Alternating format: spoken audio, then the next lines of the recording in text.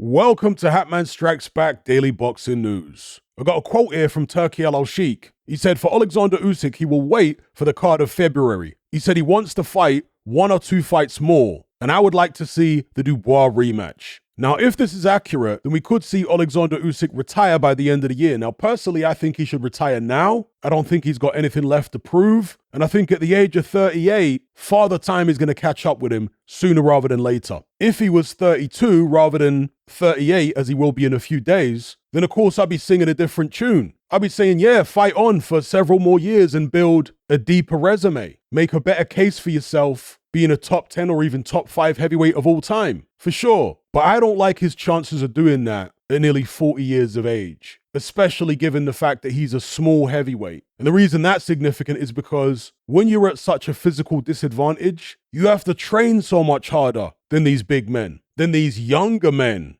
right? And that puts wear and tear on you, not just physically, but psychologically. And also when you've been to the top of the mountain, when you've conquered Everest twice at cruiserweight and heavyweight, when you've made the vast sums of money that Alexander Usyk has, as disciplined and as consistent as he's been his whole career, at some point, surely, against certain opponents at least, he's not going to be as motivated as he was when he fought Fury or AJ or Dubois first time. Therefore, all things considered, he might end up losing to somebody who couldn't have laced his boots in his prime. Boxing is full of instances of great fighters who, if they'd retired at a certain point, would have been thought of much more highly than they are today. Roy Jones being a great example. If only he'd retired after he beat John Ruiz, or even after the first Tava fight. But he carried on too long, and it definitely tarnished his legacy in the eyes of many people. I wouldn't expect Alexander Usyk to carry on as long as Roy Jones did. Nevertheless, I do see the danger of something similar happening. Again, Usyk losing to people who he wouldn't have lost to at his best. So I think he should retire now. But if what Turki Al-Sheikh said is accurate, and he only plans to fight one or two more times, the question then is, who will the opponents be? Turkey threw Dubois' name out there, and of course Alexander Usyk said he'd be up for the fight after Dubois challenged him in the ring following his second victory over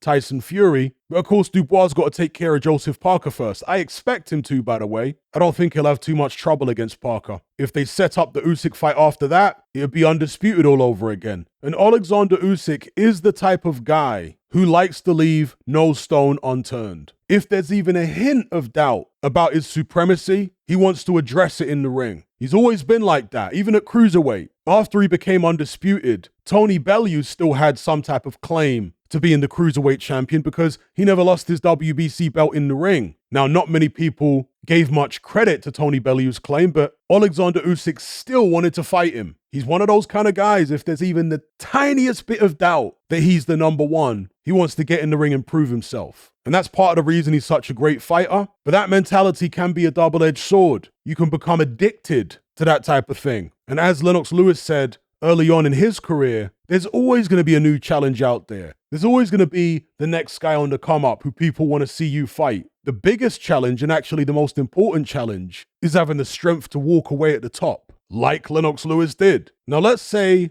Usyk does fight a rematch with Daniel Dubois later on this year, and let's say he wins. Does he retire then, or does he try and fight somebody else? Would he look for the toughest opponent out there, or would it be like a ceremonial type of fight where it's like a send-off, basically? Knowing Usyk, it will probably be the former. He's a hardcore guy like that. And legacy-wise, again, I don't think it's a wise thing for him to continue, but if he's going to, and he gets past Dubois and he's going to have one more after that, then maybe you take on the best of the next generation, or who is perceived to be the best of the next generation, because if you beat them, then the victory is going to age very well. It will get better and better over time. And of course, we don't know who the best fighter of the next generation is. People have their opinions, but it hasn't yet been proven in the ring. So it would be a gamble for Usyk, right? He might look at someone like Moses Atauma and say, I need to fight him. Or maybe he'll look at Bakadir Jalilov. Or maybe he'll look at Martin Bakole. Who knows? We can only speculate. It's all up in the air. But give me your thoughts about this whole situation in the comments section below. Do you think it's wise for Usyk to have one or two more fights? And do you think it's necessary? Who do you think those fights will be against? And how do you think he'll fare? Do you think he'll actually